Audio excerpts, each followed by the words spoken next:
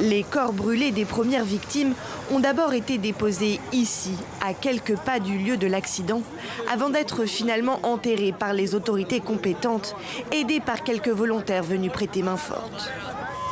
Vers 10 h samedi matin, un camion-citerne comportant à son bord pas moins de 60 000 litres d'essence est victime d'un accident sur la route qui relie la capitale Abuja à la ville de Kaduna, plus au nord. Une foule de personnes se rassemble alors pour tenter de récupérer l'essence déversée sur la route. C'est à ce moment que le drame se produit. 86 personnes perdent ainsi la vie. En rentrant chez moi, je suis arrivé au carrefour où l'explosion s'est produite. J'ai vu une femme qui portait un galon de carburant et le galon a explosé. C'est là que j'ai été aspergé de carburant. C'est comme ça que j'ai été brûlé. Ce type d'accident n'est malheureusement pas inédit au Nigeria.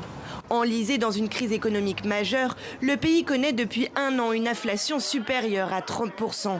Inflation due notamment aux réformes économiques mises en place par le président Bola Ahmed Tinubu, au pouvoir depuis mai 2023.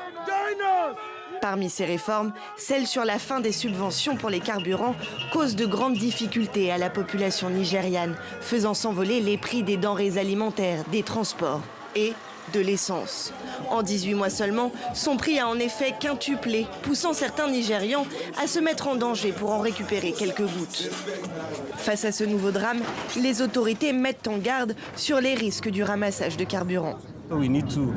Nous devons sensibiliser la population pour qu'elle évite de s'approcher et qu'elle ne reste pas à proximité lorsque ce type d'accident se produit. En octobre dernier, une explosion du même type a fait plus de 170 morts dans l'état de Jigawa, dans le nord du pays. Au cours de l'année 2020, ce sont plus de 530 personnes qui ont perdu la vie dans des accidents impliquant des camions-citernes. Des accidents qui, au-delà des pertes humaines et matérielles, causent aussi d'importants dégâts environnementaux.